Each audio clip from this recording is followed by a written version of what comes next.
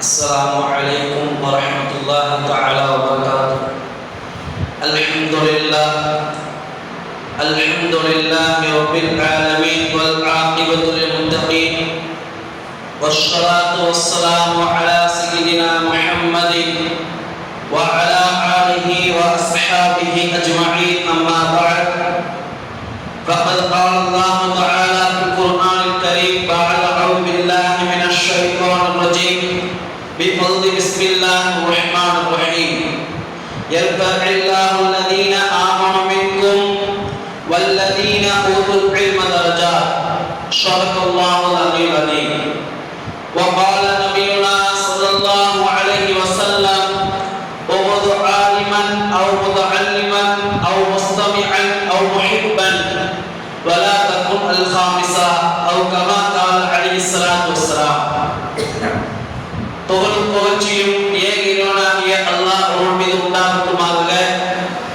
சலாம் என்ற கருணையும் சாந்தி என்ற இடேற்றமும் நமது கண்மணி நாயகம் ரசூலுல்லாஹி ஸல்லல்லாஹு அலைஹி வஸல்லம் அவர்கள் மீதும் அவர்களுடைய அடிச்சுவடுகளை அப்படியே பின்பற்றிய உத்தம சத்திய சஹாபாக்கள், தாபிஈன்கள், தபா தாபிஈன்கள், நாதாக்கள், ஷுஹதாக்கள், குறிப்பாக ஜும்மாவிற்கு வருகை புரிந்திருக்கும் நம் அனைவர்கள் மீதும் அல்லாஹ்வின் சாந்தியும் சமாதானமும் என்றென்றும் மற்றாத நின்று மட்டுமாக. ஆமீன். கண்ணியத்திற்குரிய அல்லாஹ் நல்லடியார்களே, மார்க்க கல்வியின் அவசியம், மார்க்க கல்வியின் மகிமை, இதை பற்றி நாம் அறிவது மிகவும் ஒரு அவசியமான ஒரு கால சூழ்நிலையாக இருந்து கொண்டிருக்கிறது. நாயகம் ஸல்லல்லாஹு அலைஹி வஸல்லம் அவர்கள் கூட தன்னுடைய தோழர்களிடத்தில் எந்நேரமும் இந்த மார்க்க கல்வியுடைய அவசியத்தை பற்றியும் மார்க்க ஆர்வத்தை பற்றியும் அதற்குண்டான தேடலை பற்றியும் சஹாபாக்கள் இடத்தில் பரிமாறிக் கொண்டே இருப்பார். சஹாபாக்களிடத்தில் எதையாவது ஒரு கேள்வியை கேட்டு அவர்களிடத்திலிருந்து மார்க்கப்பட்டு அந்த மார்க்க அறிவு எந்த அளவுக்கு இருக்கிறது, அவர்கள் மார்க்கத்தின் மீது எந்த அளவு ஆர்வம் கொண்டுள்ளார்கள் என்பதை அறிவதற்காக வேண்டி பல சந்தர்ப்பங்களில் நாயகம் ஸல்லல்லாஹு அலைஹி வஸல்லம் அவர்கள் சில கேள்விகளை கேட்பார்கள், அதற்குண்டான பதில்களை கூறுவார்கள். அதே போன்று ஒரு முறை நாயகம் ஸல்லல்லாஹு அலைஹி வஸல்லம் அவர்கள் ஒரு கேள்வி கேட்டார்கள்: ஐயு ஆயத்தின் அஅலமு ஃபி கிதாபில்லாஹ், குர்ஆனிலே மிக உயர்ந்த வசனம் எது என்பதாக சஹாபா பெருமக்கள் இடத்தில் கேட்கும் பொழுது உபை இப்னு கஅப் ரலியல்லாஹு அன்ஹு முன் வந்து வேகமாக யா ரசூலல்லாஹ், அதற்கு நான் பதில் சொல்கிறேன் என்பதாக வந்து ஆயத்துல் குர்சி என்பதாக பதில் சொன்னார். முதல்ல அவங்க பதில் சொல்வதற்காக எழுந்த பொழுது நாயகம் ஸல்லல்லாஹு அலைஹி வஸல்லம் அவங்க பதில் சொல்வதற்கு முன்பாக அவர்களை ஊக்குவித்தார்கள், அவர்களை வாழ்த்தினார்கள், அவர்களுக்காக துஆ செஞ்சார். ஏன்னா நான் கேட்ட கேள்விக்கு பதில் சொல்ல வேண்டும் என்ற அந்த ஆர்வத்தை அவர்கள் பாராட்டினார். பிறகு அந்த பதில் ஆயத்துல் குர்சியாக இருந்ததாக நாம் வரலாற்று காணலாம். அதே போன்று அபூ ஹுரைரா ரலியல்லாஹு அன்ஹு அவர்களுடைய ஹதீஸ் அறிவிக்கும் பொழுது ஒரு ஹதீஸ்ல சொல்வாங்க, நாயகம் ஸல்லல்லாஹு அலைஹி வஸல்லம் அவரிடத்துல நான் கேட்டேன், யா ரசூலுல்லாஹ், கியாமத் நாள, நாளை மறுமை நாள்ல உங்களுடைய ஷஃபாஅத்துக்கு பரிந்துரைக்கு மிக ஏற்ற நபர், உங்களுடைய பரிந்துரையை பெறக்கூடிய அந்த நபர் யார் என்பதாக கேட்கும் பொழுது நாயகம் ஸல்லல்லாஹு அலைஹி வஸல்லம் அவர்கள் பதில் சொல்வதற்கு முன்பதாக அபூ ஹுரைரா ரலியல்லாஹு அன்ஹு அவர்களை, நான் இந்த கேள்வியை நீங்கள் தான் கேட்பீர்கள் என்பதாக நான் அறிந்தேன் என்பதாக சொல்லிவிட்டு பிறகு அந்த கேள்விக்குண்டான பதிலை சொன்னார்கள். நாளை கியாமத் நாளில் மறுமை நாளிலே என்னுடைய ஷஃபாஅத்துக்கு மிகவும் நெருக்கமானவர்கள், மிக உரியவர்கள் யார் என்று சொன்னால், யார் மன தூய்மையுடன் லா இலாஹ இல்லல்லாஹ் என்ற கலிமாவை கூறினார்களோ அவர்கள் தான் நாளை மறுமை நாளில் என்னுடைய ஷஃபாஅத்திற்கு மிக தேவையானவர்கள், என்னுடைய ஷஃபாஅத்திற்கு மிக ஏற்றமானவர்கள் என்பதாக சொன்னார். அதே போன்று நாம் அல்லாஹ்விடத்தில் பல நேரங்களில் பலவிதமான ஆனால் நம்முடைய தேவைகளை காட்டிலும் அல்லாஹ்விடத்தில் நாம் அதிகமாக கேட்கக்கூடிய ஒரு துஆ என்று சொன்னால், நம்முடைய குழந்தைகளை மிக அவசியம் கேட்க வேண்டும் என்று சொல்லக்கூடிய ஒரு துஆ என்று சொன்னால், அது அல்லாஹ் சுப்ஹானஹு வ தஆலா குர்ஆனில் கூறி காட்டக்கூடிய ரப்பி ஜித்னி இல்மா, யா அல்லாஹ் எனக்கு கல்வியை அதிகப்படுத்தி என்னுடைய கல்வி ஞானத்தை அதிகமாக்கு என்ற அந்த துஆவை தான் நாம் அதிகமாக கேட்க வேண்டும். நம்முடைய பிள்ளைகளுக்கும் கேட்பதற்கு ஆர்வத்தை உண்டாக்க வேண்டும். ஏனென்று சொன்னால், இந்த கல்வி இருக்கிறதே, அந்த கல்வி ஞானம் இருக்கிறதே, அதுதான் நமக்கு மிகவும் அவசியமானது. நாளை நம்முடைய வாழ்க்கையினுடைய அனைத்து நகர்வுகளையும் சரியாகக்கூடிய, நம்முடைய வாழ்வை சீராக ஆக்கக்கூடிய ஒரு விஷயம் இருக்குது என்று சொன்னால் அந்த கல்வி. ஒரு மனிதத்திலே கல்வி சரியாக ஆகிவிட்டது என்று சொன்னால் அவருடைய வாழ்க்கை முழுவதும் சரியாக ஆகிவிடும். அந்த அடிப்படையில் அபூ ஹுரைரா ரலியல்லாஹு அன்ஹு அவர்கள் இந்த கல்விக்காக, அதாவது நம்முடைய ஹதீஸ்களை பார்த்தோம் என்று சொன்னால், எந்த ஹதீஸை எடுத்தாலும் சரி, நாம் ஒரு 10 ஹதீஸை மனப்பாடம் செய்வதாக தேர்ந்தெடுத்தால் அதில் கண்டிப்பாக அபூ ஹுரைராவுடைய ஹதீஸ் இல்லாமல் இருக்காது. ஒரு 10 ஹதீஸ்ல கண்டிப்பாக 2-3 ஹதீஸ்கள் இருக்கும். எந்த ஒரு கிதாபை நாம் எடுத்தாலும் சரி, எந்த ஒரு உலமாக்கள் ஹதீஸை அவர்கள் தன்னுடைய பயானிலே சொல்வதாக இருந்தாலும் சரி, அதில் அபூ ஹுரைராவுடைய பேர் விடுபடாமல் இருக்காது. இந்த அளவிற்கு அபூ ஹுரைரா 5000க்கும் மேற்பட்ட ஹதீஸ்களை அறிவித்தார் என்று சொன்னால், ஏன் உமர் ரலியல்லாஹு அவங்க நபி கூட இல்லையா? அபூபக்கர் ரலியல்லாஹு நபி கூட இல்லையா? இவங்க எல்லாம் அறிவிக்காத அளவுக்கு அதிகமான ஹதீஸை அவங்க அறிவிச்சாங்கன்னா அதுக்கு காரணம் என்ன என்று சொன்னால், ஒரு முறை அபூ ஹுரைரா ரலியல்லாஹு அன்ஹு அவங்க இன்னொரு சஹாபி ஸைத் இப்னு சாபித் ரலியல்லாஹு அன்ஹு, இன்னொரு சஹாபி ஹதீஸ்ல ஒரு பேர் வரல, அதாவது நஸை என்ற ஒரு ஹதீஸ் கிரந்தத்துல அந்த ஹதீஸ் கிதாப்ல இந்த ஹதீஸ் இடம்பெற்றிருக்குது. 3 சஹாபாக்கள், ஒன்று அபூ ஹுரைரா ரலியல்லாஹு அன்ஹு, இன்னொரு ஸைத் இப்னு சாபித், இன்னொரு சஹாபி பேர் வரல. இந்த 3 சஹாபாக்களும் அந்த காலத்துல சஹாபாக்களுக்கு ஒரு அமல் இருந்துச்சு, கூட்டு துஆ செய்வாங்க. இந்த 3 சஹாபாக்களும் ஒண்ணா உட்கார்ந்து துஆ செய்ய, இவர் ஆமீன் சொல்ல, அடுத்த துஆ செய்ய, அடுத்த இவர் ஆமீன் சொல்ல என்பதாக ஒரு அமல் செய்து கொண்டிருக்கிறாங்க. இந்த அமல் செஞ்சு கொண்டே இருக்கும்போது நாயகம் ஸல்லல்லாஹு அலைஹி வஸல்லம் மஸ்ஜித் நபவிக்கு வந்தாங்க. உடனே இந்த அமலை பார்த்த உடனே, நபியோட வருகையை பார்த்த உடனே சஹாபாக்கள் அந்த அமலை விட்டுட்டு எல்லாம் கொஞ்சம் உட்கார்ந்துட்டாங்க. உடனே நபி அவர்கள் வந்து, இப்ப என்ன செஞ்சுட்டு இருந்தீங்க, ஏன் நிறுத்திட்டீங்க, செய்யுங்க சொல்லும் பொழுது, நாங்க கூட்டாக துஆ செய்து கொண்டிருந்தோம். உடனே நபி ஸல்லல்லாஹு அலைஹி வஸல்லம் சொன்னாங்க, தாராளமா செய்யுங்க, நானே கலந்துக்கிறேன் என்பதாக. அப்போ ஸைத் இப்னு சாபித் ரலியல்லாஹு அன்ஹு அவங்களுடைய துஆக்களை, அவங்களுடைய தேவைகளை எப்படி கேட்கிறாங்க, நாயகம் ஸல்லல்லாஹு அலைஹி வஸல்லம் வந்துட்டாங்க, அவங்க ஆமீன் சொன்னா கபூல் ஆயிடும் என்பதாக அவங்க தன்னுடைய எல்லா தேவைகளையும் கேட்டுக்கொண்டே இருக்கிறாங்க. 2 சஹாபாக்களும் ஆமீன் சொல்றாங்க, நபி ஆமீன் சொல்றாங்க. பிறகு அந்த பேர் இல்லாத, அந்த பேர் வராத அந்த சஹாபி, இன்னொரு சஹாபி அவங்களுடைய தேவைகள் எல்லாத்தையும் கேட்கிறாங்க. எல்லா தேவைகளையும் கேட்டு முடிச்சிட்டாங்க. 2 பேரும் ஆமீன் சொன்னாங்க, நபி ஆமீன் சொன்னாங்க. மூணாவதாக அபூ ஹுரைரா ரலியல்லாஹு அன்ஹுவுடைய சந்தர்ப்பம். பொதுவாக துஆவுடைய சந்தர்ப்பம் நமக்கு கிடைச்சுச்சுன்னா, நாயகம் ஸல்லல்லாஹு அலைஹி வஸல்லம் அவங்களும் எந்த துஆவை நமக்கு கேட்க சொன்னாங்க என்பதை இந்த ஹதீஸ் மூலமா நம்ம விளங்கணும். அதாவது ஒரு என்னுடைய உஸ்தாத் ஹதீஸ் நடத்துறப்ப சொன்னாங்க, துஆவுடைய சந்தர்ப்பம் ஒன்று வந்துருச்சு. அதாவது மதரசாக்கள்லயோ ஏதோ ஒரு பயானுடைய நிகழ்ச்சிகளையோ ஒரு மிகப்பெரிய ஒரு வழிமார்கள், ஒரு மிகப்பெரிய சேகமார்கள் வராங்க, வருகப்படுகிறாங்க, அவங்களுடைய தேவையை முன் வைக்கிறீங்கன்னா நீங்க முதல்ல இந்த மாதிரியான துஆ முன்வைங்க. உலகத்தினுடைய தேவையை முன்வைப்பதை விட இந்த மாதிரியான ஒரு துஆ முன்வைங்க என்பதாக சொன்னாங்க. அப்ப அபூ ஹுரைரா ரலியல்லாஹு அன்ஹு என்ன துஆ கேட்டாங்க அப்படின்னா, அந்த 2 சஹாபாக்கள் கேட்ட மாதிரி மிக ஒரு நீண்ட துஆவையோ, அந்த 2 சஹாபாக்கள் கேட்ட மாதிரி தன்னுடைய முழு தேவைகளையும் முன்வைக்கல. அவங்க 2 வார்த்தையை தன்னுடைய துஆ முடிச்சுக்கிட்டாங்க. பொதுவா நாயகம் ஸல்லல்லாஹு அலைஹி வஸல்லம் சொன்னாங்க, அதாவது என்னுடைய சமுதாயம், எனக்கு பிறகு வரக்கூடிய சமுதாயம் 2 விஷயத்தில் எல்லை மீறுவார்கள். என்னுடைய சமுதாயம் 2 விஷயத்தில் எல்லை மீறுவார்கள், அது அவங்களால தடுக்கவே முடியாது. ஒன்று துஆவுடைய விஷயத்தில், அவங்க ரொம்ப நீண்ட நேரமாக வளவளவள துஆ கேட்டுக்கிட்டே இருப்பாங்க என்னோட சஹாபாக்கள். இரண்டாவது விஷயம் சொன்னாங்க, ஒழு செய்யக்கூடிய விஷயத்தில் எல்லை மீறுவார்கள்.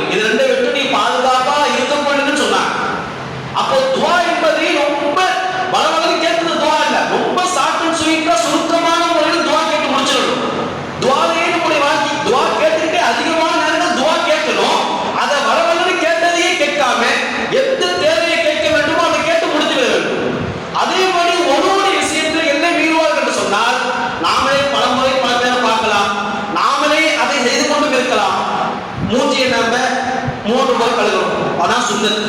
ஆனா 3 முறை கழுகுவோம், இந்த இடத்துல பட்டுச்சா தெரியலையே, இங்க பட்டுச்சா தெரியலையே, காலை கழுகுவோம், கையை கழுகுவோம், மசாஜ் பொறுத்து செய்வோம். அப்போ இதெல்லாம் பட்டுச்சான் தெரியலையே என்பதாக 3க்கு 4ஆக 4 5ஆக அந்த படவில்லையோ என்ற எண்ணம் சைத்தான் போடுவான் என்பதாக நபி சொன்னார். அப்போ ஒரு செய்யக்கூடிய விஷயத்தில் என்னுடைய உம்மத் எல்லை வீரம் என்பதன் பொருள் சைத்தானுடைய வஸ்வாசா ஏற்படும். 3 முறை கழுவது சுன்னத், 1 முறை கழுவது ஃபரல், 3 முறை கழுவது சுன்னத், அவ்வளவுதான். இதை தாண்டி முஸ்தஹப்லாம் கிடையாது. அப்போ 3 முறை விபத்து கழுக வேண்டும் என்ற ஹதீஸ் வந்திருக்கிறது. 3 முறை கழுக வேண்டும். ஆனால் சைத்தானுடைய வஸ்வாசின் மூலமாக என்ன செய்வாங்க, பல பேர் 3க்கு 4 கழுவிட்டே இருப்பாங்க. அதாவது வேணும்னு கழுவுறது இல்லை, ஐயோ ஒன்று கூடாம போயிருமா என்ற பயத்தில். அப்ப நம்ம என்ன சைத்தானுடைய வஸ்வாசா என்று நினைத்து 3 முறை கழுகி உடனே முடித்து விட வேண்டும் என்பதாக நாயகம் ஸல்லல்லாஹு அலைஹி வஸல்லம் இந்த 2 விஷயத்தில் என்னை மீறுவார்கள் என்பதாக சொன்னாங்க.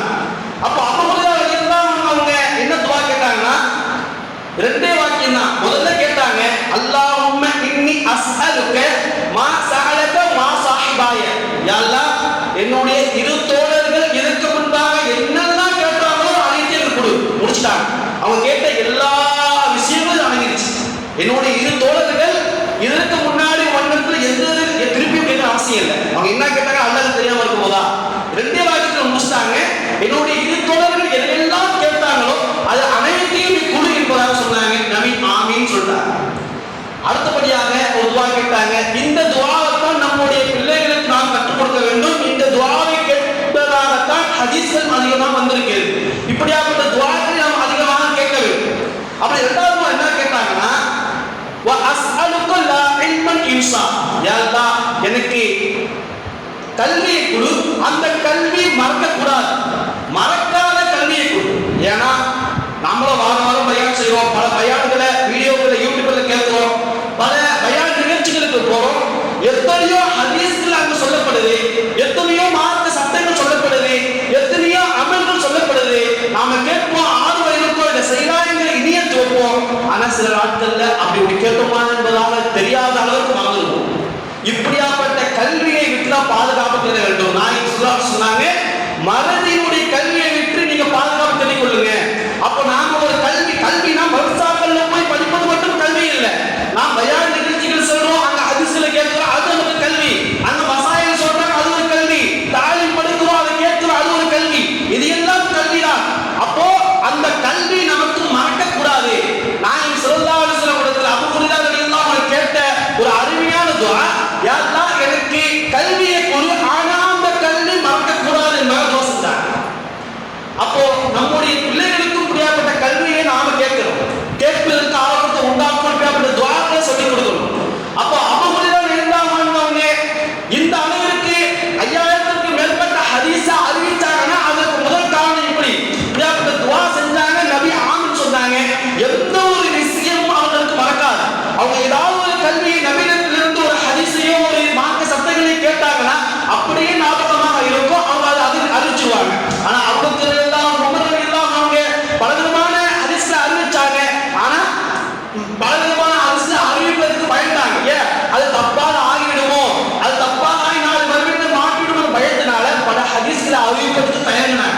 ஆனா அபூ ஹுரைரா ரலியல்லாஹு அன்ஹு இந்த அளவுக்கு ஹதீஸை அறிவிச்சாங்கன்னா அதற்கு முதல் காரணம் துஆ என்பதாக நாயகம் ஸல்லல்லாஹு அலைஹி வஸல்லம் ஹதீஸ் மூலமா நமக்கு விளங்குது. அதே போன்று ஆரம்ப காலகட்டத்தில் இந்த கல்விக்கு மக்கள் கொடுத்த இந்த கல்வியாளர்களுக்கு இந்த கல்விக்கு மக்கள் கொடுத்த அந்த தேற்றம், அந்த ஆர்வம் இப்போ உள்ள நம்முடைய காலகட்டத்தில் அந்த அளவுக்கு கல்விக்கு நாம் முக்கியத்துவம் கொடுக்கிறது கிடையாது. நாம நினைச்சுக்கிறோம் கல்வி அறிவு என்று சொன்னால் ஒரு நல்ல முறையில் இங்கிலீஷ் பேசுறாங்க, அவர் நல்ல அறிவாளிப்பா, நல்ல படிச்சுட்டு வந்திருக்கார், கல்வியாளர் என்பதை வழங்குறோம். நல்ல இங்கிலீஷ் பேசுவது கல்வி அல்ல, அது அறிவு அல்ல. நல்ல முறையில் இங்கிலீஷ் பேசுவது, ஆங்கிலம் பேசுவது என்பது அது ஒரு மொழி. ஆங்கிலம் என்பது ஒரு மொழி. நாம நினைச்சுக்கிறோம் நல்ல இங்கிலீஷ் பேசிட்டாரு, நல்ல அதிகமான எல்லா பாடங்களையும் கஷ்டமாக எடுத்துட்டாருன்னா அவர் தான் அறிவாளி, அவர் தான் கல்வியால் வாங்குறோம். அது கல்வி அல்ல. ஏன்னா எத்தனையோ நாடுகள் இங்கிலீஷே தெரியாத, இங்கிலீஷே இல்லாத நாடுகள் இருக்குது. இன்னும் சொல்ல போல எத்தனையோ தலைவர்களுக்கு இங்கிலீஷ் பேச தெரியாது. ஆனா அவருடைய நாட்டை ஆளுறாங்க. ரஷ்யா அதிபர் இருக்கிறாரு, அவருக்கு இங்கிலீஷ் தெரியாது, அவருக்கு ஆங்கிலம் தெரியாது, ஆனா நாட்டை ஆகலையா?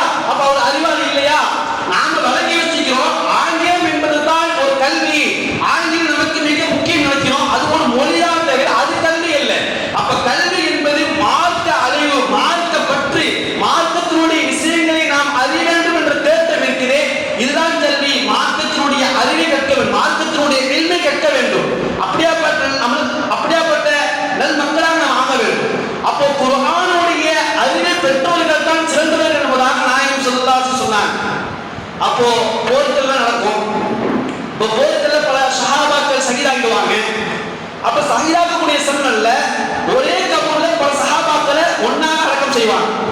அப்படி அடக்கம் செய்யக்கூடிய சூழ்நிலையில யாரை முதல்ல வைக்கிறது அப்படி பார்க்கும் பொழுது நாயகம் ஸல்லல்லாஹு அலைஹி வஸல்லம் அறிவுறுத்தல் பேரில் குர்ஆனை யார் அதிகமாக கற்றுக்கொண்டார்களோ, குர்ஆனை யார் அதிகமாக மனனம் செய்தார்களோ அப்படியாப்பட்ட ஹாஃபிஸைகள் தான் முதல்ல வைப்பாங்க. அதற்கு பேர் குறைவாக என்பதாக கபூர்களை இப்படி அடக்கம் செய்வாங்க. அப்ப குர்ஆனுடைய அறிவு, குர்ஆனை கற்றவர்கள் சிறந்தவர்கள் என்பதாக நாயகம் ஸல்லல்லாஹு அலைஹி வஸல்லம் சொல்லி காட்டினார். அதே போன்றே நாயகம் ஸல்லல்லாஹு அலைஹி வஸல்லம் இந்த கல்விக்கு கொடுத்த முக்கியம், இந்த கல்வியாளர்களை ஊக்குவித்த அந்த முறையை நாம் அணுக வேண்டும். அப்போ எந்த ஒரு நிலை வந்தாலும் நாம் கல்வியை கற்பதற்கு உண்டான ஒரு சூழ்நிலைகளை அமைத்துக் கொள்ள வேண்டும். அதே போன்று நாயகம் ஸல்லல்லாஹு அலைஹி வஸல்லம் தன்னுடைய பணியாளர்களுக்கு அவ்வப்போது துஆ செய்து கொண்டே இருப்பார். நாமளும் நமக்கு யாராவது உதவி செஞ்சாங்க, நமக்கு யாராவது சின்ன செஞ்சாங்கன்னா அது சின்ன உதவியாக துஆ செஞ்சிருக்கோம். ஒரு முறை நாயகம் ஸல்லல்லாஹு அலைஹி வஸல்லம் தாழ தூசி வந்துருச்சு. அபூ அய்யூப் அன்சாரி ரலியல்லாஹு அன்ஹு அவங்க தூசி தட்டி விட்டாங்க.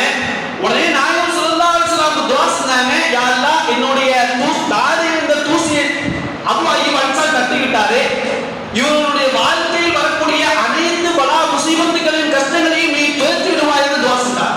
அவங்க தாடியோட தூசியை தட்டினாங்க, ஆனா எவ்வளவு பெரிய துஆ கிடைச்சிச்சு பாருங்க. அதே போன்று ஒரு முறை இப்னு அப்பாஸ் ரலியல்லாஹு அன்ஹு நாயகம் ஸல்லல்லாஹு அலைஹி வஸல்லம் அவங்களுடைய தொழுகையை பார்க்கணும், அவங்க இரவு வணக்கத்தை எப்படி செய்யறாங்கங்கிற பார்க்கணுங்கிற ஒரு ஆர்வத்துல நாயகம் ஸல்லல்லாஹு அலைஹி வஸல்லம் வீட்டுல நைட்டு தங்குறாங்க. தங்கிட்டு மறுநாள் காலையில நபி அவங்க எந்திரிப்பதற்கு முன்பதாக எந்திரிச்சிருக்காங்க. நபி அவங்க தன்னுடைய சுய தேவையை முடித்து விட்டு ஒழு செய்வதற்காக வரும் பொழுது இப்னு அப்பாஸ் ரலியல்லாஹு அன்ஹு தண்ணியோட நின்று நபிக்கு ஒழு செய்து தண்ணி ஊத்துறாங்க. ஒழு செஞ்சு முடிச்ச உடனே இந்த சிரமத்துக்காக நாயகம் ஸல்லல்லாஹு அலைஹி வஸல்லம் மிகப்பெரிய துஆ செஞ்சாங்க. யா அல்லாஹ் அல்லாஹும்ம ஃபக்கீஹ் ஃபித்தீன், யா அல்லாஹ் இப்னு அப்பாஸ் அவர்களுக்கு தீனுடைய விளக்கத்தை கொடு, இன்னும் குர்ஆனுடைய அறிவை கொடு என்பதாக துஆ செஞ்சாங்க. அந்த துஆவுடைய பிரதிபலிப்பு எந்த அளவுக்கு இப்னு அப்பாஸ் வளர்ந்து வந்தாங்க அப்படின்னா, இந்த குர்ஆனுடைய தஃப்சீரை நம்ம எடுத்து பார்த்தோம்னா இப்னு அப்பாஸோட தஃப்சீர் தான் மிக பிரபலமான ஒரு தஃப்சீரா இருக்கு.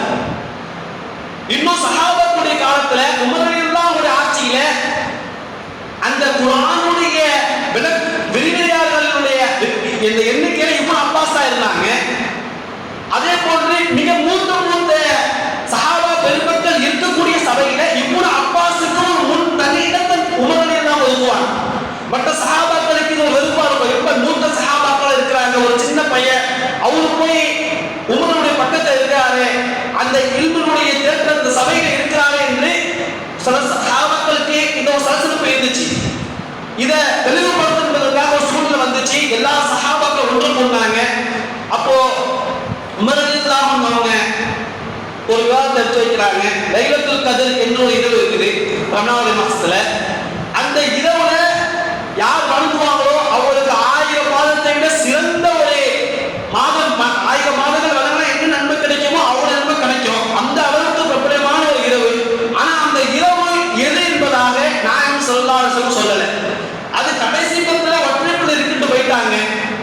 உடனே லைலத்துல் கத்ர் இரவு எந்த இரவு என்பதாக உமர் ரலியல்லாஹு அன்ஹு அவங்க பொதுவா கேட்கிறாங்க.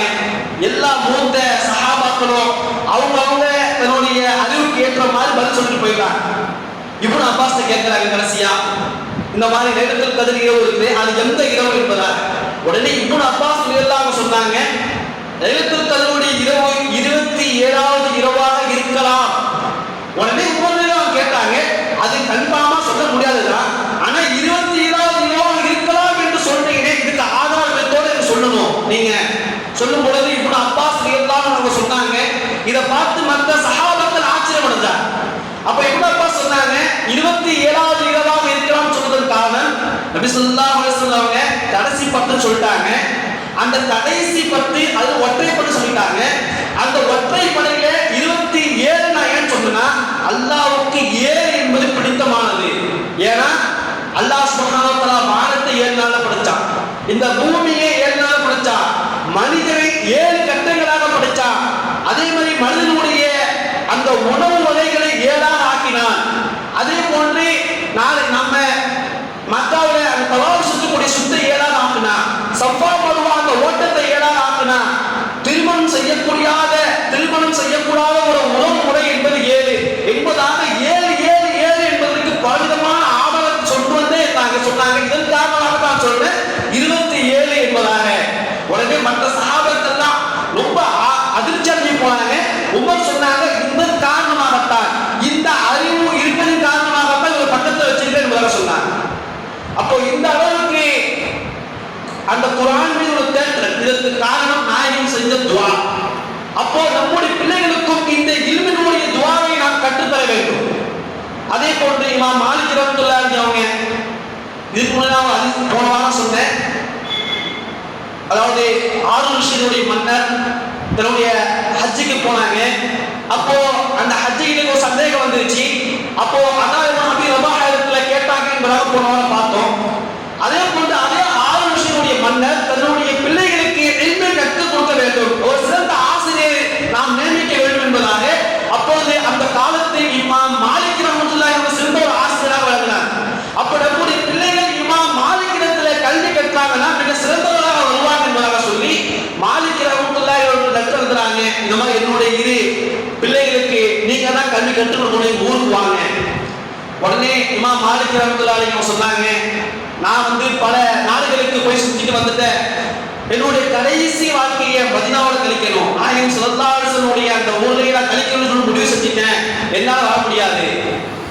ஹாரூன் ரஷீத் அவருடைய இருக்கக்கூடிய அந்த நாடு திம்ஷ்கில் இருக்கு, உடனே அவ்வளவு தூரம் என்னால் வர முடியாது அப்படின்னு சொன்ன உடனே ஹாரூன் ரஷீத் மன்னர் சொன்னாரு, இல்ல நீங்க என்னுடைய பிள்ளைகளுக்கு கல்வி கற்றுத் தரணும், நான் எப்படி மதீனாவுக்கு வர்றது, என்னுடைய நாட்டை விட்டு நான் எப்படி மதீனாவுக்கு நான் வர்றது, என்னால வர முடியாது, நீங்க வாங்கல அப்படின்னு சொல்றப்ப இமாம் மாலிக் ரஹ்மத்துல்லாஹி சொன்னாங்க, இந்த குர்ஆனுடைய வசனத்தை, இந்த முழு குர்ஆனையும் அல்ல, இந்த முழு குர்ஆனும் ஒரே இறங்கல, சில ஆயத்துக்களாக சில வார்த்தைகளாக இறங்குச்சு.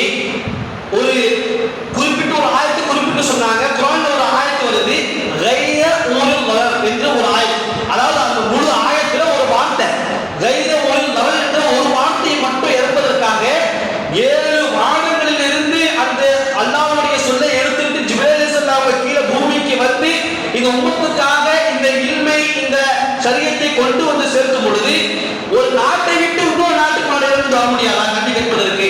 7 வானத்தை தாண்டி ஜிப்ரீல் அலைஹிஸ்ஸலாம் நபி ஸல்லல்லாஹு அலைஹி வஸல்லம் இந்த தீனுல் இஸ்லாத்தினுடைய அந்த அடித்தளமான குர்ஆனை இறக்கும் பொழுது அதை கற்பதற்காக ஒரு நாட்டை விட்டு இன்னொரு நாட்டுக்கு வர முடியாதா என்பதாக இமாம் மாலிக் ரஹ்மத்துல்லாஹி அலைஹி கேட்டார். இந்த அளவுக்கு தீனுக்காக அந்த காலத்து அரசர்களும் முன்னுரிமை கொடுத்தாங்க தீனுக்காக.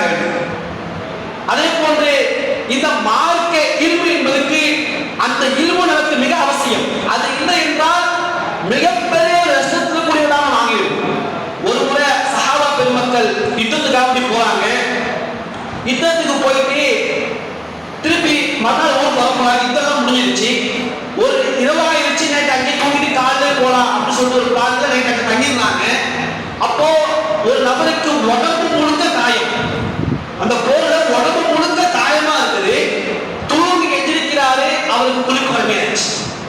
உடனே மற்ற சஹாபாக்கள் கேட்கிறாரு, இந்த மாதிரி குளிப்பு கடமையாயிருச்சு, என்ன செய்யறது, பஜ்ரோடு தொழுவணுமே.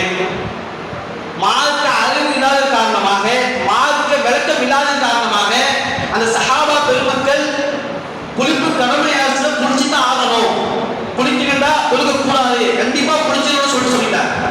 குளிப்பு கடமையாயிருச்சு. இந்த மாதிரி சூழ்நிலைனா தயவம் என்ற ஒரு முறை இருக்குது, ஒரு சட்டம் இருக்குது, அதை செஞ்சுக்கலாம். ஆனா அவங்களுக்கு அது தெரியல. இப்போ மார்க்க அறிவு இல்லாம ஒன்றும் சொல்லாம இருந்திருக்கணும், தெரியாது, நம்பிட்டு கேட்டுக்கலாம். ஆனா அவங்க மார்க்க அறிவு இல்லாத காரணமாக தன்னுடைய யோசனைக்கு வந்தவார்கள் நீங்கள் குளித்துத்தான் ஆக வேண்டும் என்று சொன்னதன் அடிப்படையில் அந்த சஹாபி குளிச்சார். உடம்பு ஃபுல்லா காயம் வந்ததுனால வஃபாத்தாயிட்டார். உடனே அந்த கூட்டம் மறுநாள் நபியோட சபைக்கு வருது. இந்த நடந்த நிகழ்வு சொல்றாங்க, நபி மிகவும் கோபப்பட்டார். ஒரு மார்க்க அறிவு இல்லாத காரணமாக நீங்க ஒருவரை கொலை செஞ்சிட்டீங்க, நாளைக்கு இதற்கு நீங்க அல்லாஹ்விற்கு பதில் சொல்லி ஆகணும் என்பதாக அந்த சஹாபாக்களை நபியோட சபித்தார்கள் ஹதீஸ்வர். அப்போ மார்க்க அறிவு எந்த அளவுக்கு முக்கியம், மார்க்கம் அறிவு இல்லாமல் போய்விட்டால் நம்முடைய வருங்காலத்தில் சந்ததிகள் எந்த அளவுக்கு ஆகிடுவார் நம்ம யோசிக்கணும். இப்போ மார்க்க அறிவுடைய அந்த அறிவு எந்த அளவுக்கு அவசியம், அந்த மார்க்க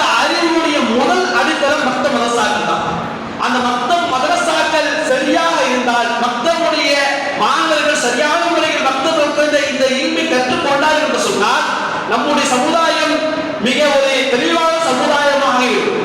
அப்போ மக்தப் மதரசாக்கள் சரியில்லை என்று சொன்னால் நம்முடைய சமுதாயம் பல இடங்களிலே மக்தப் மதரசாக்கள் இல்லாத காரணமாக மிக ஒரு மோசமான நிலைக்கு தள்ளப்பட்டுச்சு. அப்போ இந்த மக்தப் மதரசாவுடைய அவசியம், இந்த மக்தப் மதரசாவினால் ஏற்படக்கூடிய அனைத்து நல் விஷயங்களையும் நாம் கற்று அந்த மக்தப் மதரசாக்களை நம்முடைய பிள்ளைகளை வரக்கூடிய பிள்ளைகள் நம்ம பிள்ளைகள் ஆக்கணும். இன்னும் பல நிறைய விஷயங்கள் இருக்கு, தான் சொல்வதற்கு டைம் இல்லை. இன்ஷா அல்லாஹ் அடுத்த வாரமும் இந்த மக்தப் மதரசாக்களுடைய அவசியம், அதெல்லாம் ஏற்படக்கூடிய மக்தப் மதரசாக்கள் இல்லை என்றால் ஏற்படக்கூடிய விளைவு, அதனால் ஏற்படக்கூடிய அனைத்து விஷயங்களை பற்றி இன்ஷா அல்லாஹ் அடுத்த வாரம் பேசுவோம். கேட்ட விஷயங்களை அமல் செய்யக்கூடிய பாக்கியத்தை அல்லாஹ் சுப்ஹானஹு வ தஆலா நம் அனைவருக்கும் தந்தல் புரிவானாக. வாஹிரு தஅவானா அல்ஹம்துலில்லாஹி ரப்பில் ஆலமீன். அஸ்ஸலாமு அலைக்கும் வரஹ்மத்துல்லாஹி வ பரகாத்துஹு. சுன்னத்துல் வஃப்